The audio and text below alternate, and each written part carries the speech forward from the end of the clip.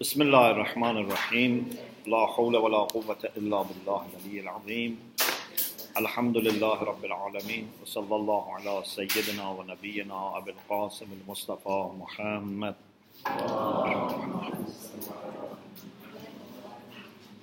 وآله الطيبين الطاهرين لا سيما بقية الله في الأرضين اللهم أخرجني من ظلمات الوهم وأكرمني بنور الوهم اللهم افتح علينا أبواب رحمتك وانشر علينا خزائن علومك برحمتك يا أرحم الراحمين.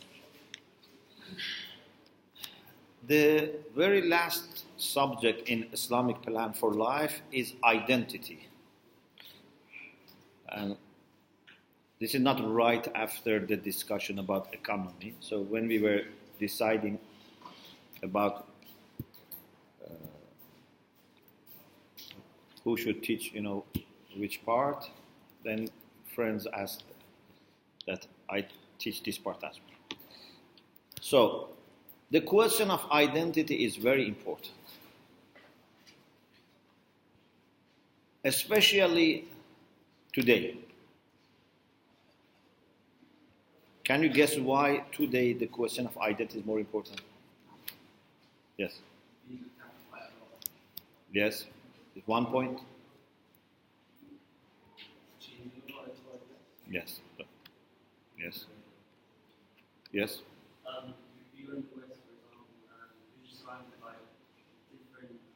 Exactly. This is also another reason. So, today the question of identity is very important because of different reasons. It has been important always, but today is especially important. Why? First of all, because in many parts of the world, now people live together while they have different backgrounds, different ideas, different religions. Yeah? If you are all the same, for example, all speaking the same language, you have the same ethnicity, the same religion, the same madhab, the question of identity might not that much be urgent for you. Although it is, but I'm saying, but might not be that urgent for you, like someone who lives and in the neighborhood, in the school, in the workplace, everywhere, there are mixed people. So in this world today, that we are always constantly in touch with people from different cultures, different religions, different ethnicities, different languages, the question of identity becomes more important. Even today, for the people who live still in traditional societies and they are not that much physically in touch with people of other faith or other cultures, but through TV, internet, media, still they are in touch with many other people. It's not like past. I remember one of my professors in Tehran University who was teaching us Western philosophy. He said many years ago, maybe by now he said this more than 20 years ago, but maybe by now it's 50, 70 years ago. He was talking about his own mother. He said, when for the first time we took my mother to the city of Karaj. Karaj is about 40 kilometers away from Tehran. Now, of course, you feel maybe connected. That's about 40, 45 kilometers away from Tehran. He said, when we took my mother for the first time to Karaj, she said something like this: I didn't know the world is too big. Just going from Tehran to Karaj, changed her understanding of the world because she was always in one city in Tehran. You know what I mean? But today, even a person who is in a remote village knows about China, about Russia, about Canada, about US, watches movies, from this country, internet. So I'm saying that even if you are not in a mixed society, but through media and internet and TV, you are somehow in touch and in interaction with others. So little by little, you then start questioning, okay, who am I, who they are, what is the difference between us? These things come to your mind. Another reason for urgency of the question of identity today is that this is the world which is very, very fast and rapidly changing. I don't know if you have ever thought about this. The changes that take place now in every few years is more than changes that used to take place in 50 years or even a century. Just what has happened in the last 30, 40 years in the world is very huge. Look at just internet. When I went to Manchester in '96, so the way we had access to internet was to go to university and use internet. Then the university used to give us access through dial-up.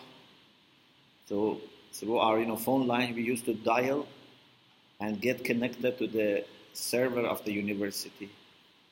Then internet providers became easier. There were different internet providers. For example, around 2000, 2001, for example, I used to have AOL, when I was in London, to get connected. But now, on your mobile, even on your watch, you may have internet, Wi-Fi, everywhere. How many millions of people use internet now? Just in a matter of, I am saying 96 up to now, just 22, 3 years, such a big change has happened. I remember when fax machines came to Iran, it was a huge thing about maybe 30 years ago, that from here you can send a letter to another city, And then we used to use fax in UK, when I was there, But now, no one uses fax machines. Still, some places, they put fax number, but no one uses fax now. It's become outdated. In a matter of 20 years, it has become outdated. It came and then become outdated. Everything is very quickly changing. So, this is not only technology. Ideas are changing. We had a Iranian person who was married to an English lady in Manchester. And he told me that her mother-in-law, who is an English lady from Manchester, said that when we were young, so this must be perhaps 50, 60, 70 years ago, women were not used to go to the pubs. It was only for men. And if a woman wanted to talk to her husband, for example, there was something that needed help or wanted to send a message, used to stay outside the pub and ask the man to come out to talk. Now, the situation about pubs. There are more women inside pubs than men, and sometimes they make it free for women, and they charge men. You see how much culture has changed. Another person who has been in Manchester for maybe 50, 60 years, told me that a few years ago they found a kind of archive of lots of black and white films which were taken from streets of Manchester, maybe 60, 70, 80 years ago. And you see women with a scarf, with very modest dress. But now, things have changed very quickly. So this fast change is not always good. Many times it's bad. Why? Because we are not able to adapt ourselves to these changes and maintain our values. It's so fast that you don't have time to think and plan for things. How much time we had to study, discuss, plan about what is the best time that I introduce a smartphone to my children. We had no time to think about it. By the time we realize every child has a smartphone. Now to take it back from them, it's very difficult. Who really thought and said this is a good thing? Industry puts this, pressurizes us. We have no time to think about it. And after we open our eyes, we lost the battle. And now you have to fight a lost battle already. I don't say you should not do anything, but I'm saying it's very difficult. I don't know if you have heard about the Amish. The Amish people in the US, and most of the US, some in Canada. And I have visited them in Pennsylvania and watched a movie about them. And I was very curious about them. There are also old order Mennonites in Canada that they have some common principles. The Amish are not using modern technology. Even they may not use electricity. They may not have telephone, or may have telephone outside home. Doesn't disturb the family. They are very careful about usage of technology. Then I asked, but still they are using some technology because, for example, for their, building houses or whatever, carpentry, sometimes they use something, or even, for example, buggies. They use buggies, not cars, but even buggy is a technology compared to time before that. Then I was told something very interesting, and I treasured this point. I'm not saying you should be like them, but I'm saying I appreciate that they have this philosophy. They say we are not against technology, but we are very hesitant to use modern technology quickly. We take our time. Maybe we use a technology which is for 50 years ago, 100 years ago, but we don't go by advancement of technology. And I appreciate that. Yes, the best thing is you go by technology, but you are careful. If it is okay, you take it. If it's not okay, you don't take it. You select. But the reality is that there is no selection process. So it's better that we follow their perhaps approach, unless you are sure that this technology is healthy and it's moral in the long term. So things are very quickly changing.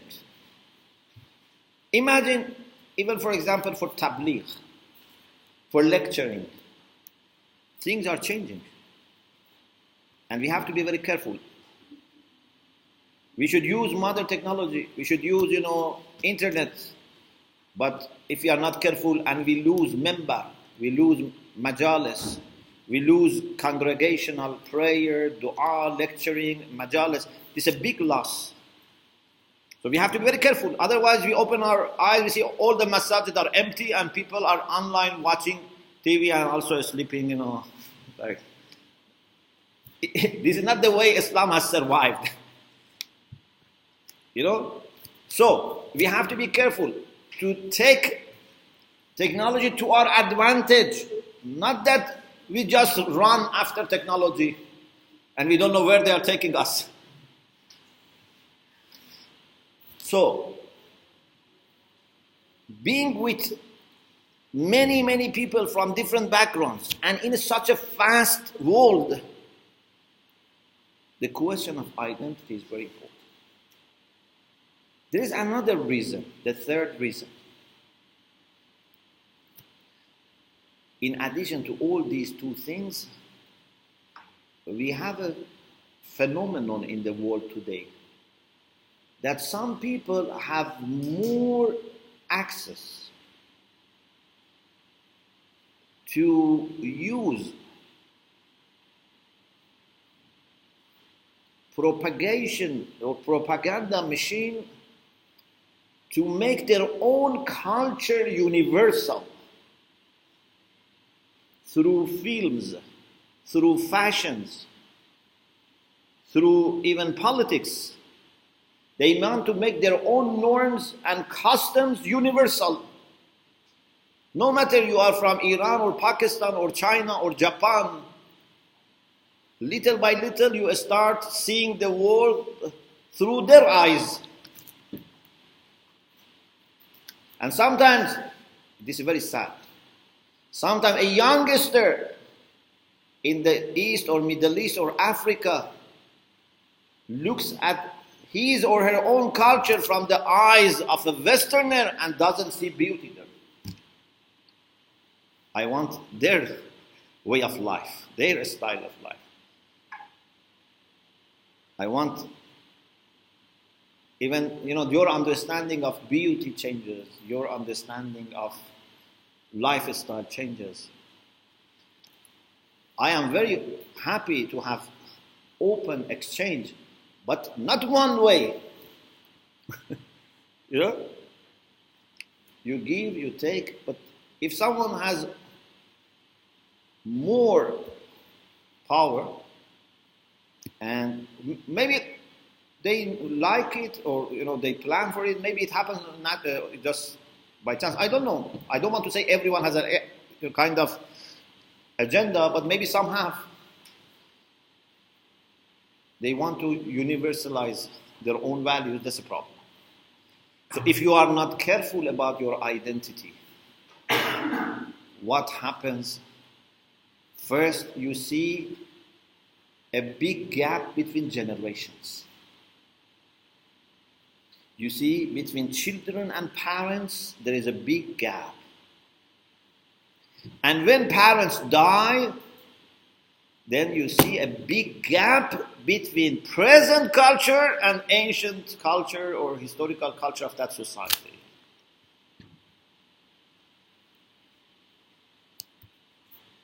Imagine if you are, for example, Iranian or Arab or Pakistani or Indian, Lebanese, I don't know, Iraqi.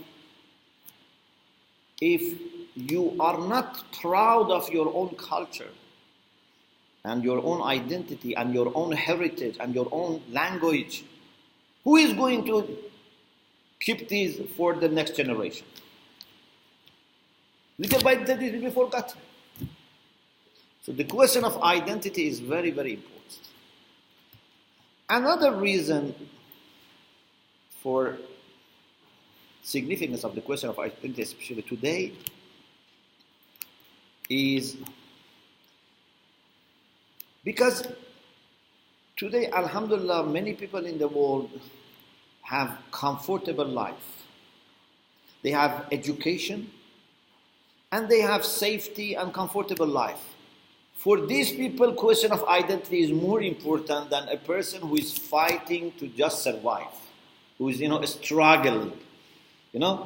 If your main question is to find a little bread and water to feed your children, you don't have time that much to think about what is the meaning of life. Who am I?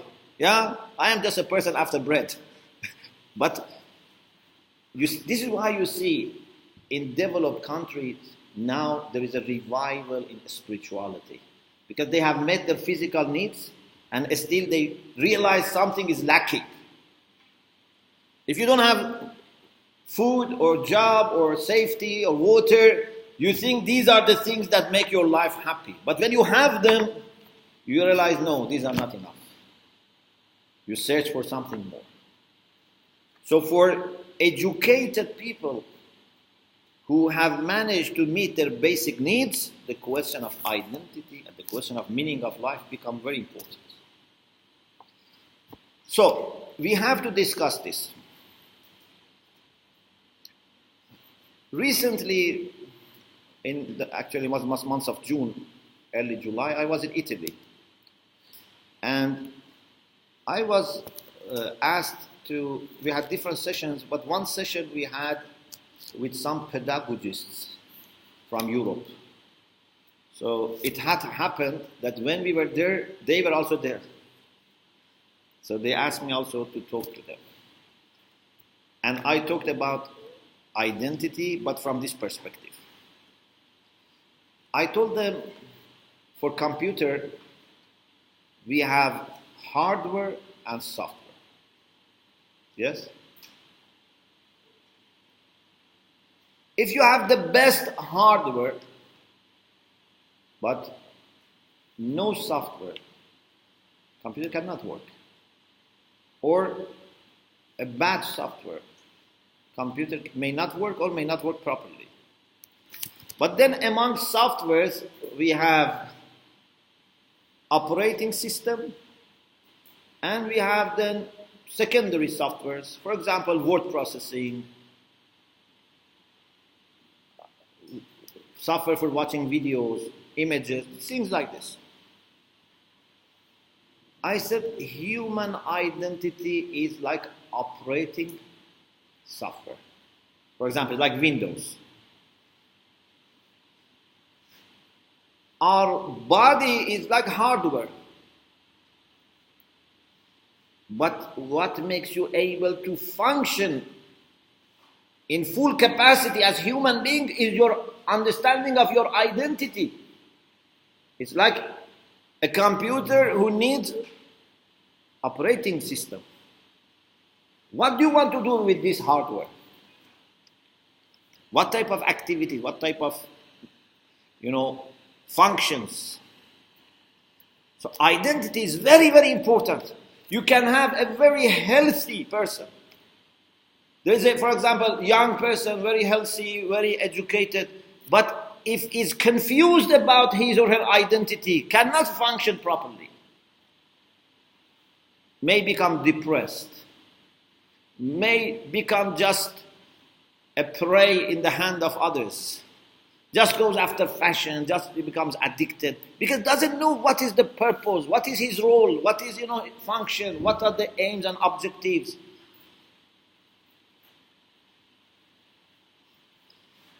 Some people don't know, for example, some people say, I don't know, for example, I am Eastern or Western. Because my parents are from East, I have raised up. If you don't know what are the main elements in your identity, and you give too much attention to geography, or too much attention to the citizenship, yes, you are right to think that you are confused. But for us, these are very marginal things. To be a human being is the most important thing. Then your aqaid, your moral, your virtues, your heritage, your tradition, these are very, very important. So, I said, we have to be very, very careful in helping the young generation to develop a clear sense of identity. Otherwise, they will be confused or they may go to wrong direction. But something that I said to them was, today, part of every person's identity must be how I am going to relate to other people. Like, for example, you are a computer and you are in a network. You should know how to get connected to the network, to other computers. There is a printer, there are other things. You have to know how to relate to them. If you consider them as a threat, then you may lose connection with the server and network. But if you connect to every computer around, then there might be unsafe computers around. You may get virus. So you have to understand to whom connect, to whom you shouldn't connect. And if you are connected, you should define. Okay, I have a good friend in a school who is not a Muslim and is my friend, very good, very kind. Okay, to what extent? Yeah? Just a friend at the school, a friend that we go outside together, a friend that I share everything, a friend that I take from that friend my ideas. What level you want to be friend? These are all to be put in your software, operating software. This is part of your identity. Today, it's not adequate. It's not going to work. If you say, I am, for example, a Shia Muslim, I don't bother about the rest of Muslims or non-Muslims, I just want to relate to the Shia. This doesn't work. Even in the past it didn't work, but at least in the past you could be surrounded only with the Shia, for example. If a Shia, a Sunni, a Christian, a Jew, a Hindu want to think like this, today cannot work. But you should be able to interact, to connect, to love them, to help them, to make friendship with the good people, but at the same time you should have your policies. You don't treat everyone the same. There are different levels, different degrees. So, identity is very important. Now, for us as Muslims, what are the main aspects of our identity? This is my last point and we finish inshallah. What are my main important aspects of identity?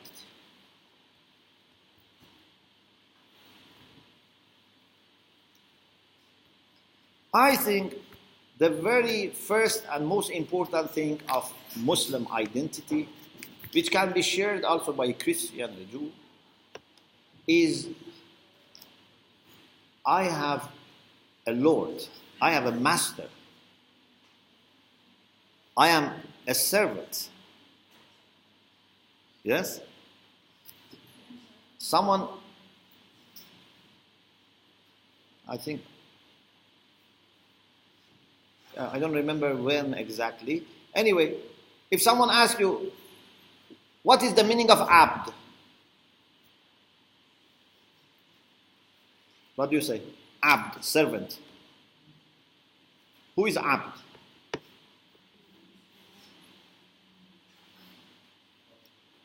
Yeah. No, how do you define? You can define it in different ways. But my definition is this. And then you can check whether you are abd or not. I say abd is the one whose identity comes from his or her master. If there is a servant of the king who really is proud to be servant of king, is honored to be servant of king, if you ask him, who are you, what does he say? He doesn't say his personal name. He says, I am servant of the king. Yeah? Because he says, if I say for example, I say, I am, I don't know, John. There are millions of Johns in the world. But if I say I'm the servant of the king, king doesn't have many servants. And this is very special, privilege you have, that you have been chosen as servant of the king. As Amir al-Mu'minin says, Ilahi kafa bi izzan an akuna laka abd. This is sufficient for me as honor, dignity, that I am your servant. So if you are a servant and people ask you who you are, not just by words, in your heart, your understanding is, I am servant of God. Okay? It's very important. It's the meaning of abd.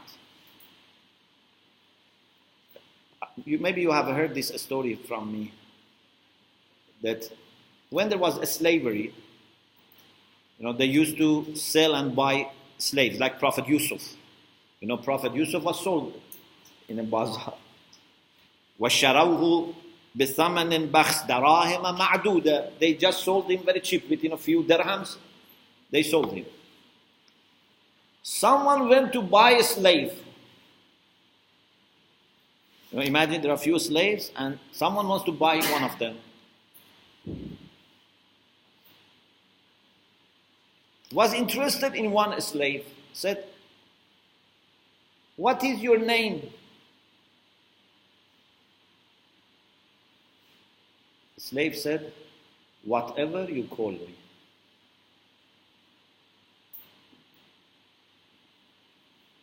What do you eat? Because he wanted to know if he eats, too much or, especially food is expensive. So whatever you feed me. You are my master, I am a slave. How much? As much as you give me. You want to give me nothing? Okay. I don't complain, but I die. You lose yourself. How much you sleep? Everything said as you say, as you wish. I am at your service. The servant. They said, I want to buy this. Okay, this is example. Our relation with Allah subhanahu wa ta'ala must be like this. You don't decide anything for yourself unless you make sure that this is what your master expects from you. And of course, our master has no selfish interest in us. Our master only wants the best for us. Yeah? Like you have a ustad, you have a teacher, you have a mentor, you ask him, should I take this lesson or that lesson? Should I take this teacher or that teacher? You check everything with your mentor, with your ustad, but it's for your own benefit. You check everything with your doctor, it's for your own benefit. It's not that Allah has selfish interest in us. So, very fundamental, or the most fundamental aspect of our understanding of identity is that I am servant of Allah subhanahu wa ta'ala. What does it mean I'm a servant of Allah? Does it mean that I am limited? Unfortunately, many people think like this. They think if I am servant of Allah means I am lowering my position. Oh, I am not free, I am a servant. No. If you say I am a servant of Allah, it means I am very, very high. My value is more than anything you can find in this dunya. Because Allah has chosen me for Himself. And I am under Him directly. And I take every instruction from Him because He wants me to become godly. Yeah? It's an honor. If you only can appreciate this if you really understand that this is an honor, that if you are a servant and Allah is happy with you. Sometimes we say, I'm a servant of Allah, but Allah says, no. You are a servant of yourself. You are just, أَفَرَأَيْتَ مَنِ اتَّخَذَ إِلَهَهُ هَوَاهُ. There are people who take their own desires as their Lord. This is a very important part. Another aspect of our identity is our worldview. Okay, we believe in Allah subhanahu wa ta'ala, but is this world the only life we have? We have akhirah or not? Are we going to have eternal life or not? Has God talked to humanity, communicated to humanity? There are the prophets or not? Who is your prophet? What is your book? These are all part of your identity. These are some of the basic questions that you are going to be asked in Barzakh. In Barzakh, you will be asked not about every details. In Barzakh, you will be asked about major things. that are part of your identity. Who is your Lord? Who is your Prophet? Who is your Imam? What is your book? The major things. So, your worldview is very important. Your ideals are very important. What do you want to achieve in this world? If you don't know what you want to achieve, you don't have good sense of identity. If I don't know, I am to be an instrument for goodness or badness. I am going to be an instrument for peace or for conflict, for hope or for despair, for love or hatred. If I don't know what is my role, means I don't have identity. I'm confused. So, it's very important for every person to think about these issues and define for himself and herself what is my role in this world, what is my understanding of myself, what is my identity. Okay, I think I stop here. We just opened the discussion. We didn't manage to really talk about it because time is very short, but inshallah, we can maybe another time, or you can continue yourself this discussion. We pray to Allah subhanahu wa ta'ala to help us appreciate with full understanding that how valuable it is that we have been given the chance of being His servant, to receive directly guidance from Him, support from Him, and to be only concerned about His pleasure instead of being concerned about the pleasure of millions of people. May Allah subhanahu wa ta'ala include us among true servants of Him. Wa akhiru da'wana and alhamdulillah rabbil alamin.